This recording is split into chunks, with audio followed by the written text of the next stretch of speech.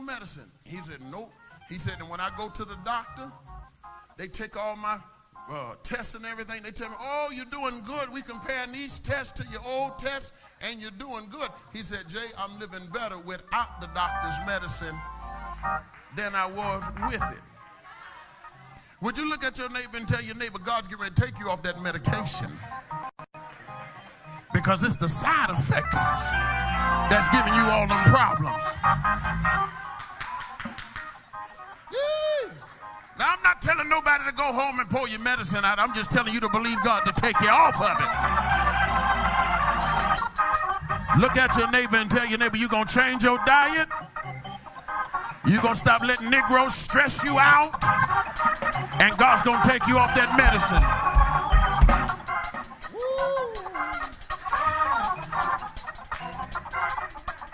All right, I'm going to say it, and then I got to read Joshua 6.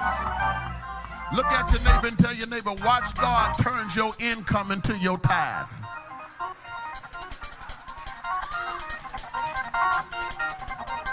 Some of y'all look like you don't believe it. God will turn around and make your whole paycheck your weekly tithe.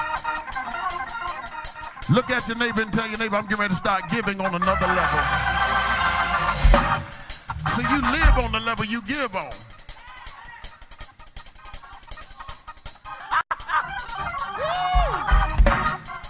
Look at Joshua 6. Y'all be seated. It's all right. Normally we stand. The Lord spoke to me the other day. He said, stop tripping over the little stuff. He said, stop tripping over the little stuff. You know, because we always trying to keep, and I know this is going to be a year that God is going to put some things in place. Come out, 3, 2, 1. Listen, I know this is the year that God's going to put some things in place. But don't get so hung up. I tell preaching them, when we come down the back hallway, I'm telling you, we really should be doing a reality show. I'm serious. I mean, we make so much money. We really should be doing a reality show. You know, I tell him, preacher, we come down the hallway. He said, Bishop, you got to get this, here, that. I said, man, don't worry about it. I'm good. I'm good. You know, the other day I came out here and I had on gray socks because I wore some tennis shoes to church and I had on gray socks, you know, and it's tough enough putting on the socks. So, you know, I ain't getting ready to sit down there and try to take them off. Just put on those shoes, you know. I mean, I was 22 years old. I slide them socks off, you know, but you know, I'm over 45 and I'm a little overweight. That's all right, but I'm straight. You know what I'm saying?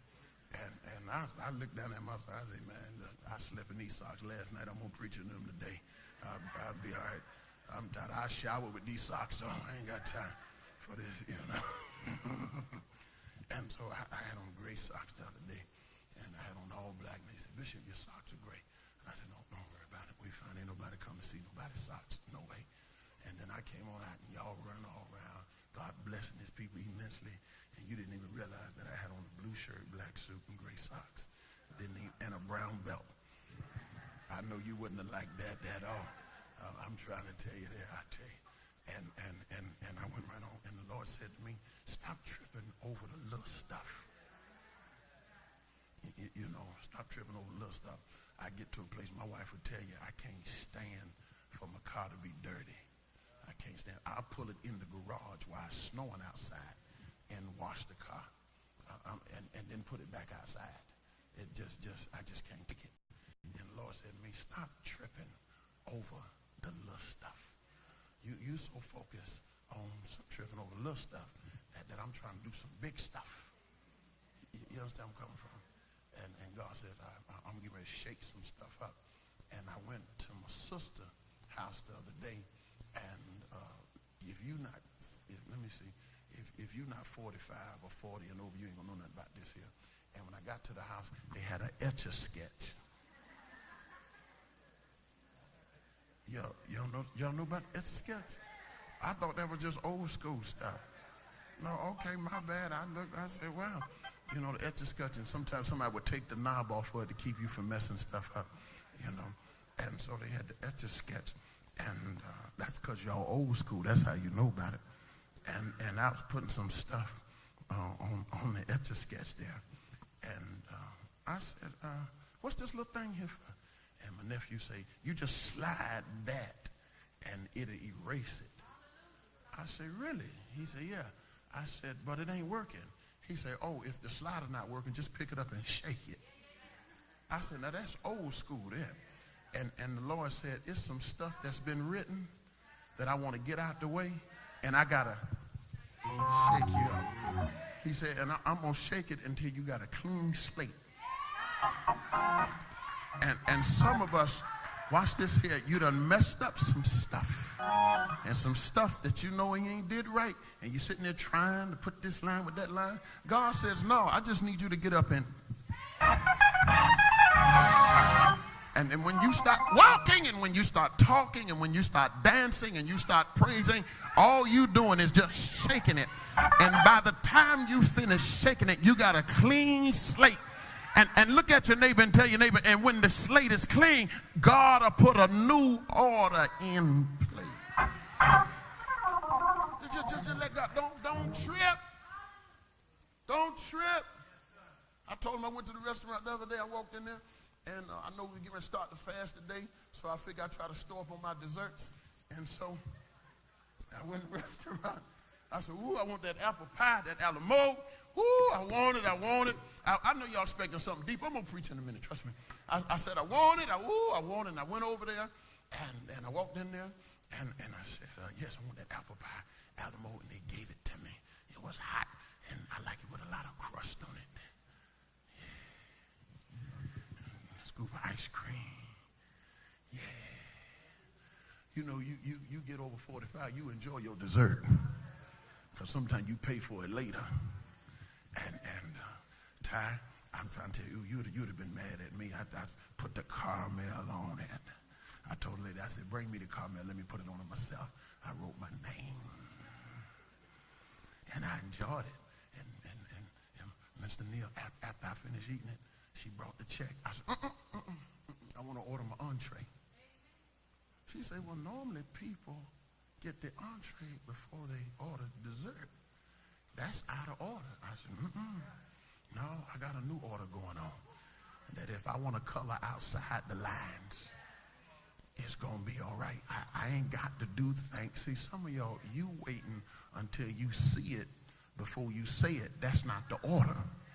You got to learn how to say it before you see it. You understand where I'm coming from? And you got to understand that God is setting a precedence. He's setting a new order in your life. New order. Don't trip. Don't trip. Don't look at somebody and tell them, don't trip.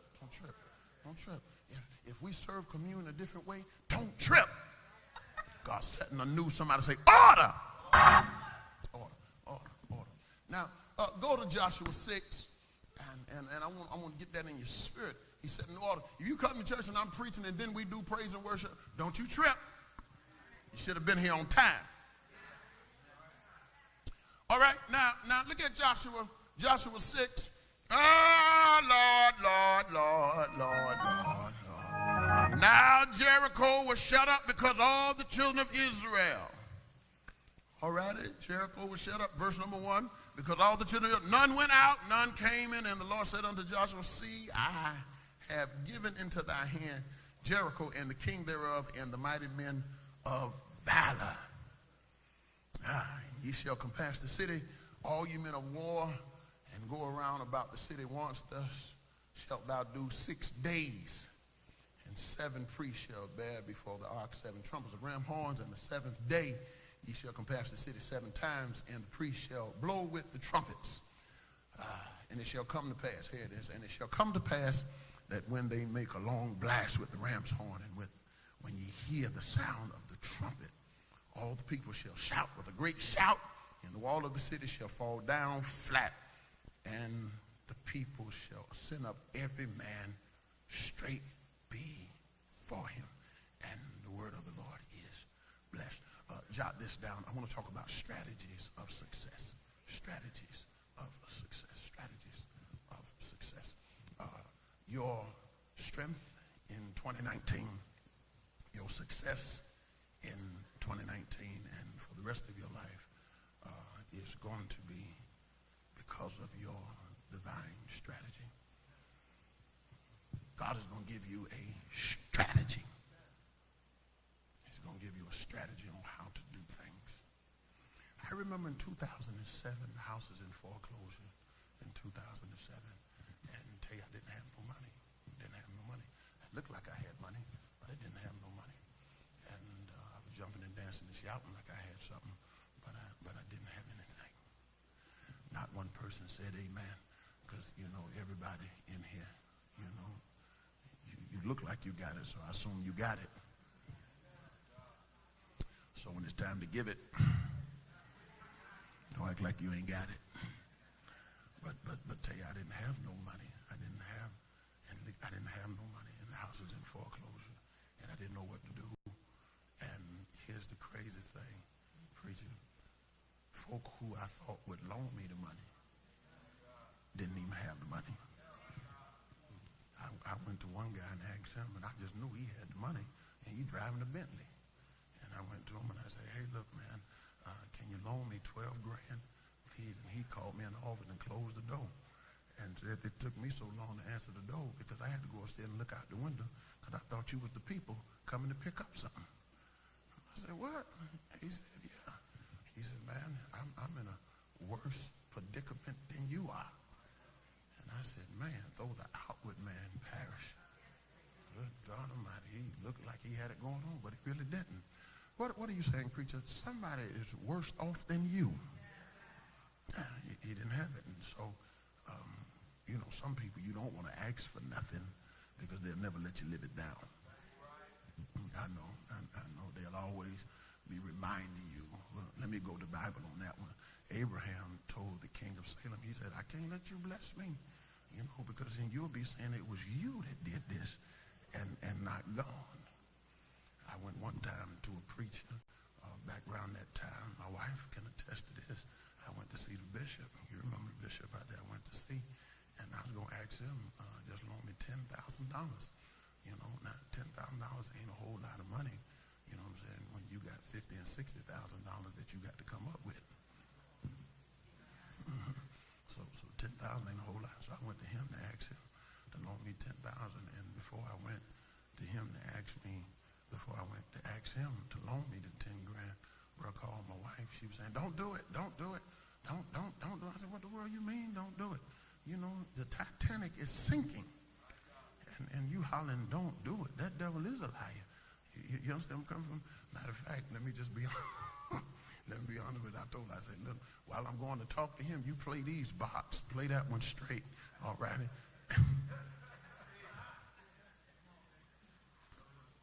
Don't sit here and act like you ain't never been in a predicament that you thought the Mega Million was your way out.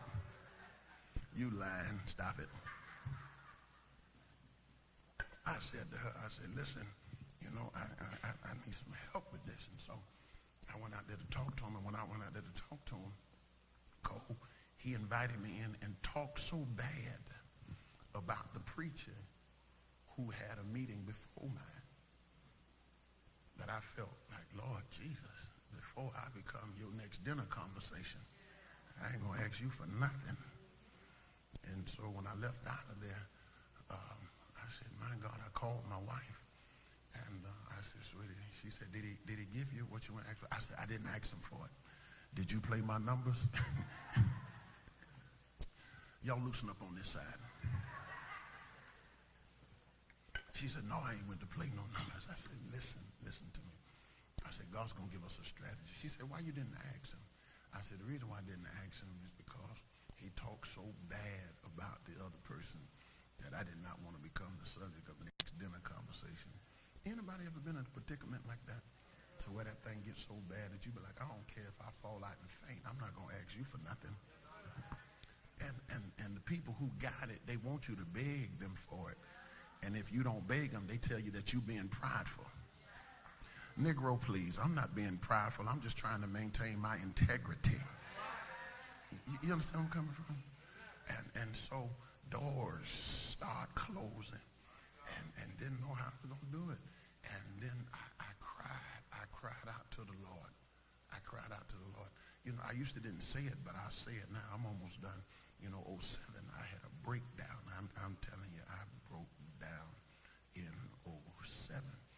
that's why, David, I try to tell other preachers now when they start going through certain things, let me tell you something, you better get you somewhere to where you can cry out. Because that stuff will kill you on the inside. You understand where I'm coming from? No, you get you somewhere, you cry. And so I cried out to God. And I asked God to give me a plan. Didn't ask him for more money. I didn't ask him for another hookup. I didn't ask him to approve a loan. I just said, God, give me a plan. And God gave me a plan. He gave me a plan. And watch this here. It got my house out of debt. He gave me a plan. It got the church out of debt. He gave me a plan. Oh my God. It kept the repo man off me. He gave, y'all looking at me.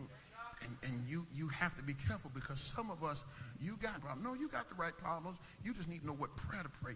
And you got to sometimes ask God, give me a plan. Give me a strategy. Yeah, give me a strategy. And that's what God did. And that's when I wrote way back. Here we are, 2019, 12. What's that, 7? I don't know. How many years ago that was? 12? 12 years ago? I'm a preacher. I'm not a mathematician. When I ask for numbers, y'all help me. 12 years ago, and it was back 12 years ago, God said to me, he said, I got a plan for your destiny. I got a strategy for it. I got a plan for your deficit. I got a strategy for it. I got a plan for your dividends. I got a strategy for it. I got a plan for your deliverance.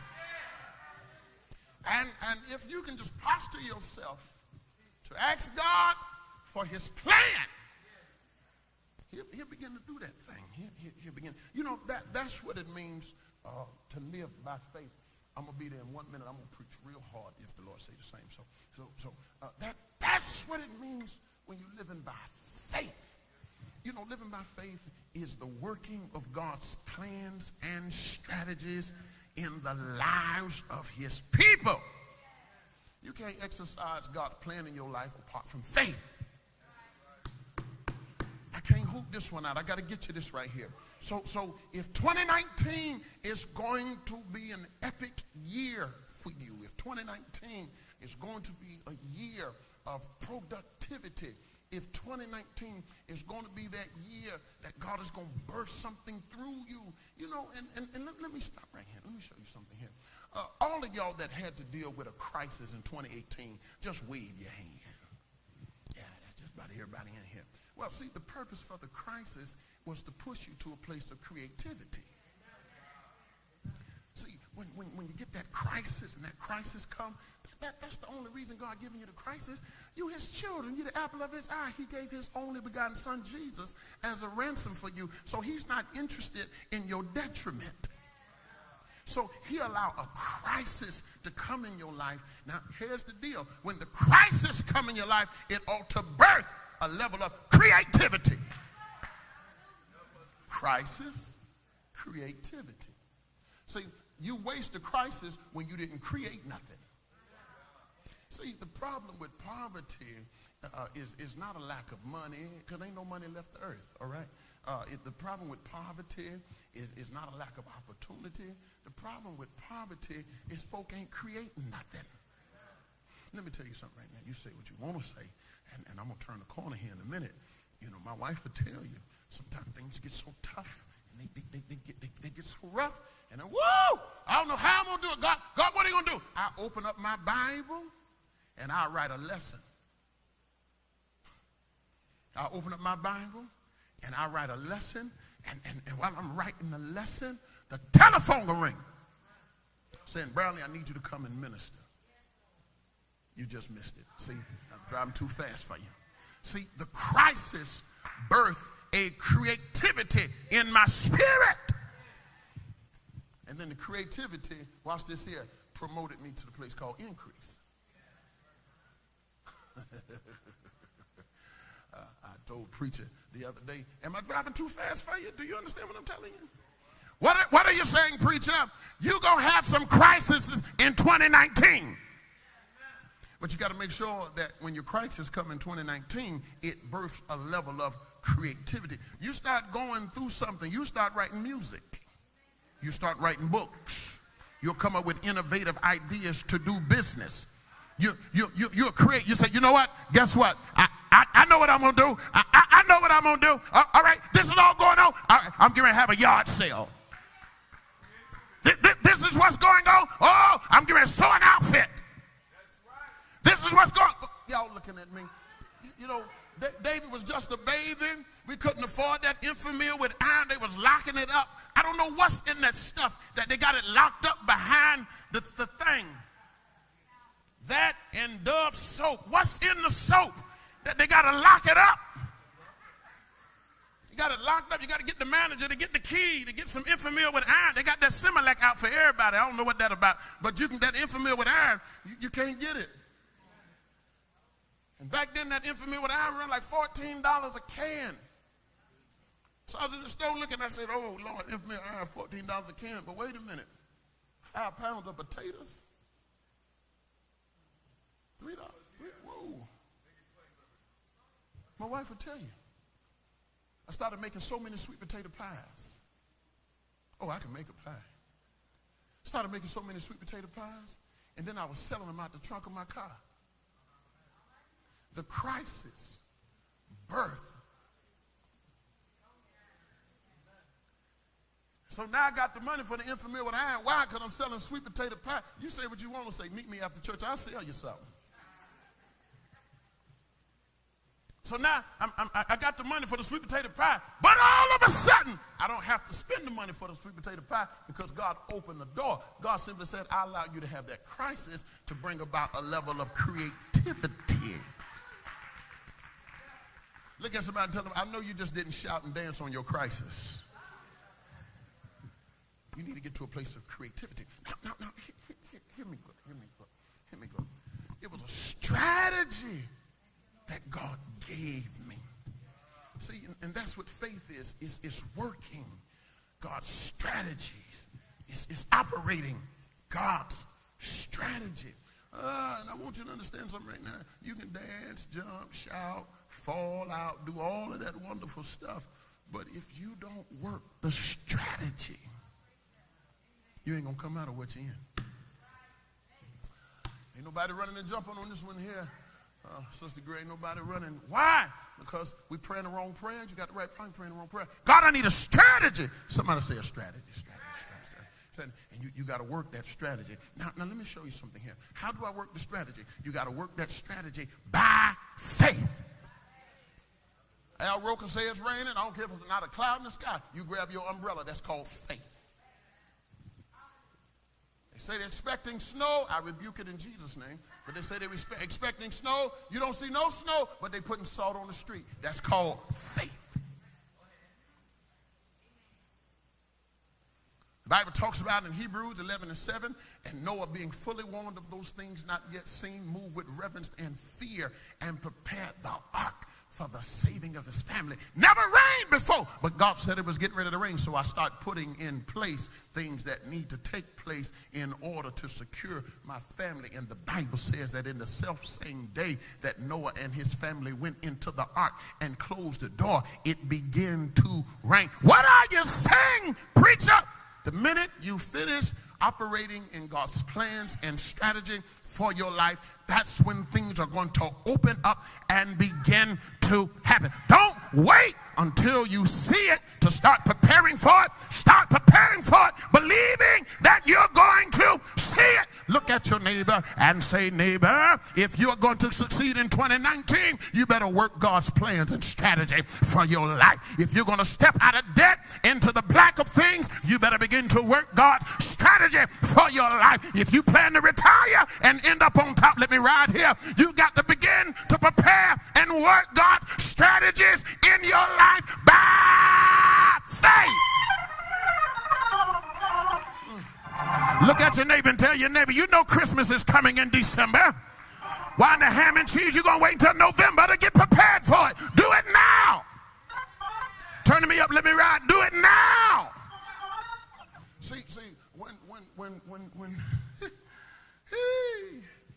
when you begin to work God's strategy, you start understanding from creation to the cross that God does everything with the strategy. He does everything with the strategy. He does everything. You know, in the beginning, God created the heavens and the earth. All of that was due to a strategy. Thank you. But by the time you get to verse number 26, it says, God said, let us make man in our image after our likeness and let them have dominion. Oh my God. He says, all right, I got a plan for this thing here. And then the Bible says in verse number 27, he begins to perform his plan. And God blessed them. And God said unto them, be fruitful and multiply and replenish the earth and subdue it and have dominion. Be fruitful, multiply, replenish, subdue, and then you will have dominion. All right, be fruitful, multiply, replenish. See, being fruitful has nothing to do with you pushing out babies. No, it's saying be productive. Do not be in a place of where nothing productive is going on around you. If you want to have dominion, look at somebody and tell them be productive and multiply what it is that you produce. See, why? Because God wants to give you a strategy. Look at Matthew chapter number 1. I'm just about done. I really hope you're getting this here, because, you know, after God had put the plan in place and worked the purpose, he stepped back and said it is good. He took pleasure in the performance of the strategy that he had put in place. Problem is, we want pleasure, but we won't perform the plans and the strategy. You want to dance and shout, but you don't want to put the strategy in place. You want to complain, but you don't want to put the strategy in place. You want to believe God to do it and dance and jump and shout and all that is wonderful, but are you putting the strategy in place? Watching the game last night, and after every play, they go into the huddle. After the next play, they go into the huddle. Why are they going into the huddle? Because guess what? In the huddle is where they release the next strategy. You're not going to win without a strategy. I know it would be good preaching, and it would be good, you know what I'm saying, for the economy of the church if I just told you to look at your neighbor and tell your neighbor, no matter what you do, you're still going to win. And then ask everybody in here to give a $500 seed. But that devil is a liar. If you're going to win, it's going to be because of a strategy. Can I tell you something here? Can I tell you something here? Salvation was not an accidental incident, but it was a premeditated plan. It was an intentional endeavor for us to be redeemed. Salvation. And you have to appreciate. You have to appreciate when you stand back and you see people succeeding, and you see people moving into places that they thought they would never get into. You have to stand back. More than the house, more than the car, more than the new bank account, you ought to be able to stand back and say, God, I thank you for the strategy. Thank you for the plan that you gave me, because had you not given me this plan, I wouldn't be here today. I know, David, this seems real boring to some of the people because they want God to do all of the work and they do absolutely positively nothing. But I rebuke that lazy, lackadaisical spirit. Get up off your blessed assurance and ask God to give you a plan. How am I going to do this? How am I going to pay this house off? Give me your plan. How am I going to get baby girl and baby boy through college? Give me a plan. Even if his plan is stand still and see the salvation of the Lord, give me a plan. Even if his plan is stretch out and watch him do it, give me a plan. Because if I am going to see God move in my life, look at somebody and tell them, I need a strategy. Well, let me show you something here. Let me show you something here. Here it is. Many of us, we don't operate in God's plan because we don't trust God. We don't operate because we don't trust him. See, trusting God's plan requires that we become more God-conscious and less self-conscious.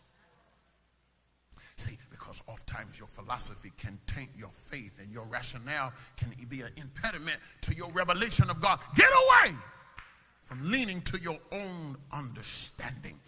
My thoughts are not your thoughts, and my ways are not your ways. As high as the heavens are above the earth, this is just how different we think. I want you to understand something here. God has a plan for your life, for you to overcome and excel and exceed. But guess what? You've got to trust the master's plan. You've got to get to that place that if God said a mosquito could pull a plow, you wouldn't ask how. You would just hitch him up, because you say, God, I trust you.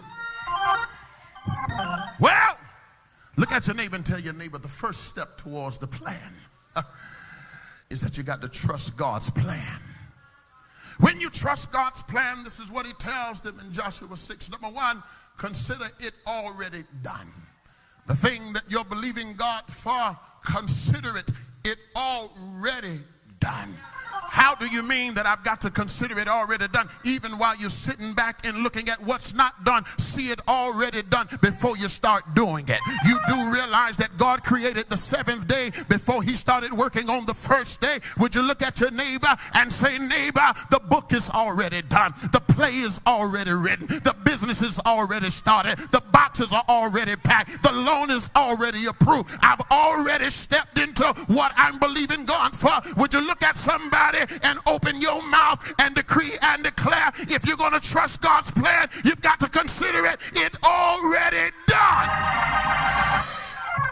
I'm already married. It's already done. I've already been to school. It's already done. I've already graduated. It's already done. I need you to look at somebody on the other side and tell them these words. It's already done. Everything that you're planning to do, you got to decree and declare that it's already done. Everything that you believe in God to perform in your life, you got to make up in your mind that it's already done. See, some of y'all looking at me like a calf looking at a barbed wire fence, because you don't see nothing done until you finish with it. But I hear the Lord saying that if you can open up your mouth and begin to say, God, I thank you because it's already done. The house is already paid off. The car is already done for. Look at your neighbor and say, neighbor, it's already done. You got to see it. It's already done. So he says, I have already given it to you. The kings and the mighty men, it's already done. He says, all right, now that you realize that is already done, what I need you to do is start walking around it. Wait a minute. I want you to start walking around it. You know how many times I've walked around this edifice here and said, paid for. Paid for. Paid for. My neighbors think I'm crazy. I walked out in my front yard and threw oil in the grass and said, paid for. How many times I walked into the grocery store and opened up my Bible in the shopping cart and said, paid for. See, unless you're going to operate in radical faith, you're not going to be able to receive what God has for you. You've got to be able to stand back and look at your baby before they graduate from high school and say, you've already out of college, paid for. You got to be able to stand back while you're standing in debt and simply say, you know what, I'm not in the red, I'm over in the black. It's already paid for. Would you look at your neighbor and tell your neighbor, the reason why I walk the way I walk and talk the way I talk is because it's already paid for. What do you mean it's already paid for? Baby, I'm not being arrogant. I'm just confident in God's plans. It's already paid for. You got to show up to the job interview knowing that I already got the job. You got to show up to the loan officer knowing that I'm here to sign the papers, not because I'm qualifying for the loan, but I'm what I call pre-qualified. Would you look at your neighbor, turn me up and let me ride real good here and say, neighbor, it's already done. And that's why God told me to tell you on this first Sunday in the new year that if you're going to succeed, you got to do it according to his way. You've been through enough crisis in your life to create something powerful. But what I want you to understand right now is that everything you believe in God for is already done. I need you to look at somebody eyeball to eyeball, and we're getting ready to get on out of here and tell them it's already done. Some of y'all look like you're bored with good preaching, but I need you to get out of your seat and go to somebody somebody and tell them everything you believe in God for, it's already done. Everything that you want God to perform, it's already done. That's why I'm walking around the walls, because I already see the walls coming down. That's why I'm saying what I'm saying, because I already see God performing it. So the Bible says he began to tell them that you got to begin to circle these walls. Begin to get in your mind what you believe in God to do. Before God does anything, he already completes it before he starts it. Look at your neighbor and say, neighbor, it was already a done deal before I started it. In other words, I'm trusting God's divine plan. But next, I've got to honor God's divine precepts. Look at your neighbor and say, neighbor, I can't expect God to give me what I want when I won't give him what belongs to him. I'm not getting too many amens on that right there. But I need you to lean over and tell somebody, if you're going to believe God to do it, God's got to believe you that you're going to do it. If you're going to trust God to open it, God's got to trust you to bring it back. Look at your neighbor and say, neighbor, when God prospers me, I've got to begin to give God what belongs to him. I know you don't like this kind of preaching, but look at your neighbor and say, neighbor, don't curse your new year by not giving God his 10%. Don't curse your next year by not honoring God's precepts. Is there anybody in here that will open up your mouth and say, Lord, I'm trusting your plan. I'm trusting that you're going to do what you said you're going to do. I'm trusting that you're going to open doors out of nowhere. I'm trusting that you're going to give me favor even in the midst of unfavorable times. But look at your neighbor and say, neighbor, I've got to trust God's plan, because if I'm going to succeed in 2019, it's going to be because of strategies. Lord, help me in plans. Lean over and tell somebody, I've got to honor God's precepts. Tell them, but last but not least, I've got to overcome the opposition. What are you saying, bald-head preacher? Don't let nobody fool you and tell you that 2019 is going to be a cakewalk. Don't let nobody fool you and tell you that 2019 is going to be full of sweatless victories. That devil is a liar. Somebody say, how do you know, Reverend? Because I'm experiencing it right now. New levels, new devils. Every time God takes you higher, you've got to deal with haters. Every time God brings you to another place, you got to deal with perpetrators. Am I talking to anybody in here that will open up your mouth and say, I know what it's like to experience survivor's remorse? That's when you start looking over your life and say, before I made this money, everybody was my friend. Before I bought this house, everybody was happy for me. But look at your neighbor and say, neighbor, the higher you go, the more people you drop off. Lord have mercy. So all of y'all that's stuck on social status, all of y'all that's stuck on people liking your page, all of y'all that's stuck on everybody being your friend, I come to let you know you're not ready for it, but I dare you to lean on them. I said lean on your neighbor and say, neighbor, you're going to have some opposition in 2019, but I want you to know one thing. God's plans and God's strategies will overcome every opposition. I've got to get out of here, but I need you to grab somebody, rock them and shake them and rock them, and tell them these words. If you just trust God's plan, honor God's precepts, you will overcome every opposition. So the Bible said that he began to tell them, consider it already done. He began to tell them to compass around the wall. Look at your neighbor and say, neighbor, get ready to walk in what God has promised you. Get ready to see God do the impossible.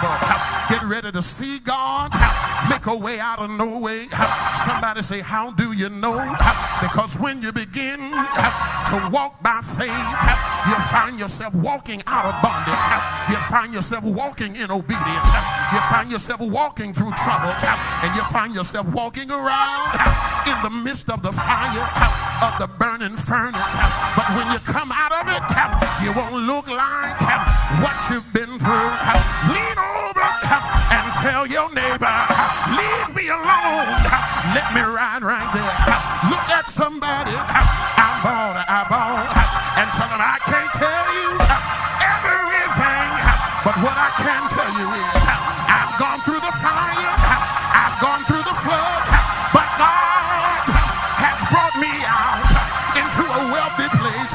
High five your neighbor and say, neighbor, you would not believe what I've had to go through just to get through 2018.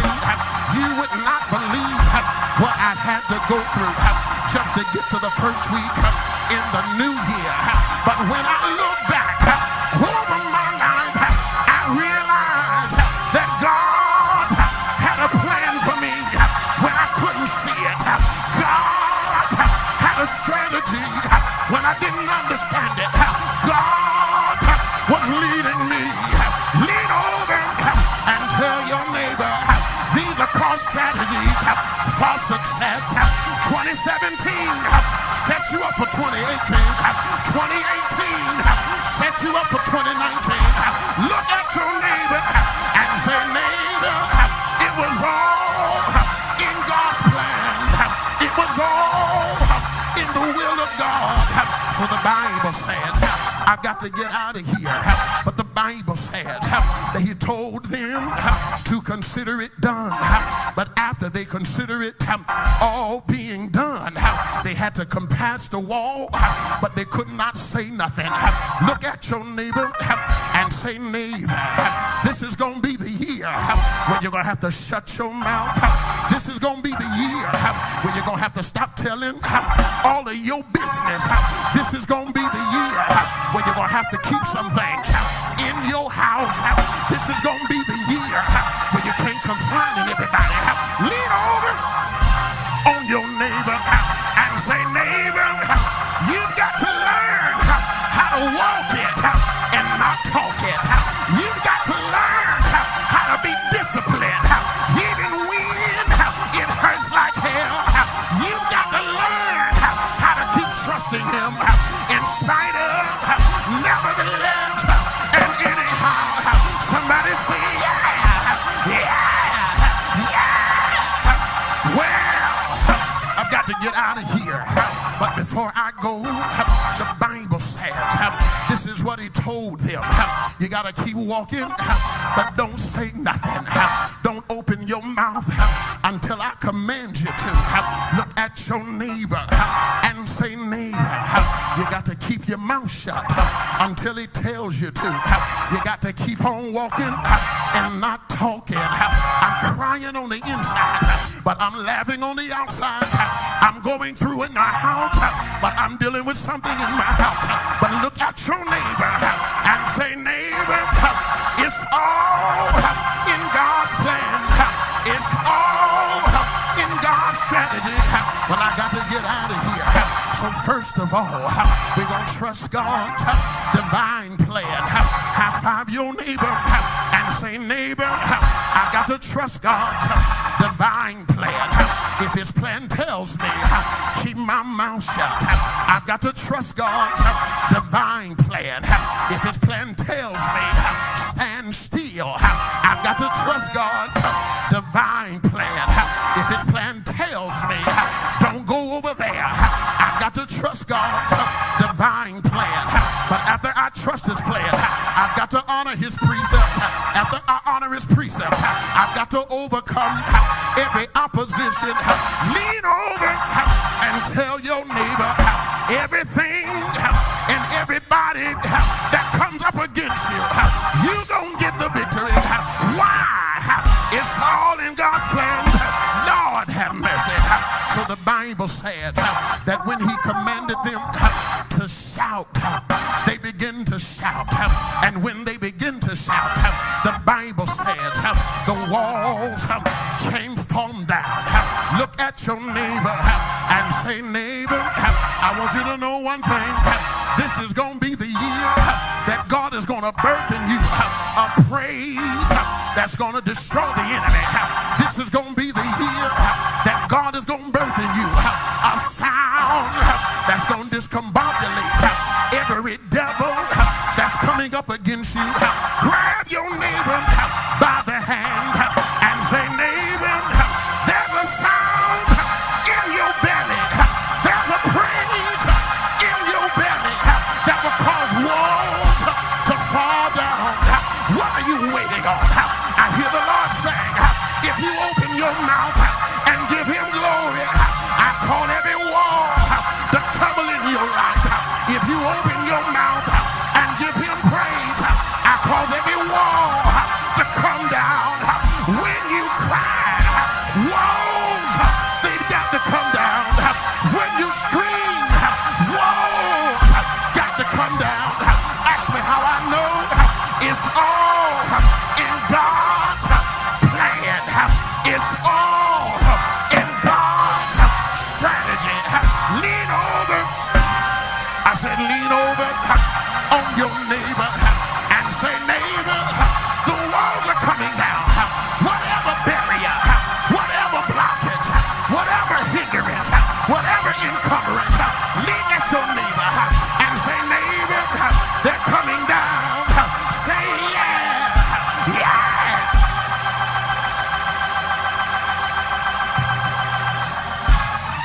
Look at somebody and tell them the walls are coming down. Look at him and tell him the walls are coming down.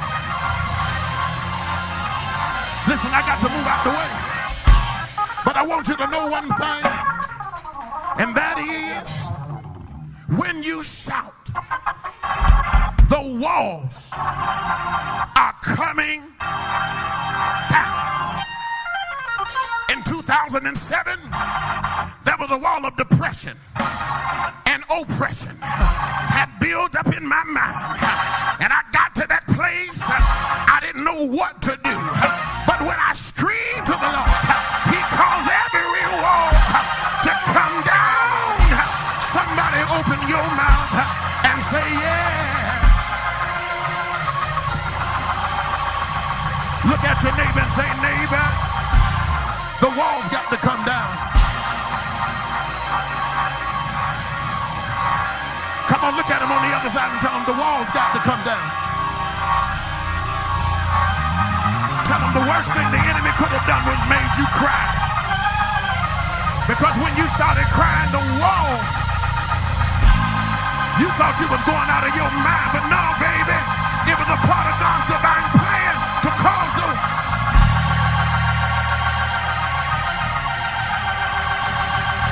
I dare you to look at somebody and tell them, I see the walls falling. Look at them on the other side and tell them, I see the walls falling.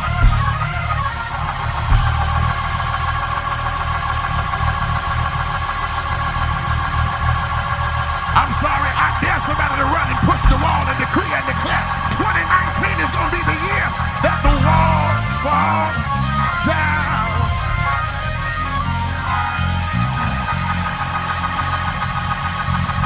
Tell them the walls are coming down. Tell them the walls are coming.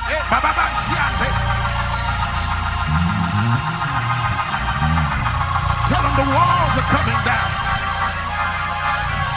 Tell them the walls are coming. Turn me up and let me ride in here. Tell them the walls are coming down.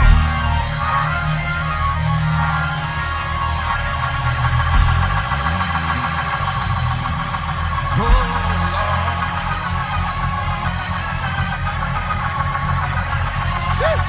I don't know what your wall is, but I dare you to shout. It's a part of his strategy. I don't know what your wall is, but I dare you to make a sound.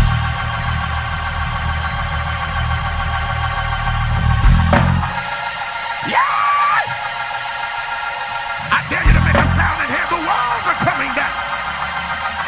I don't care how tall your walls, how thick you. I hear the Lord saying, I'm bringing the walls down. Yeah, yeah, yeah, yeah, yeah, yeah.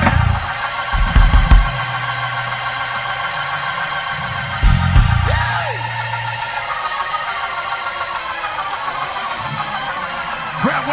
by both their hands. Grab one.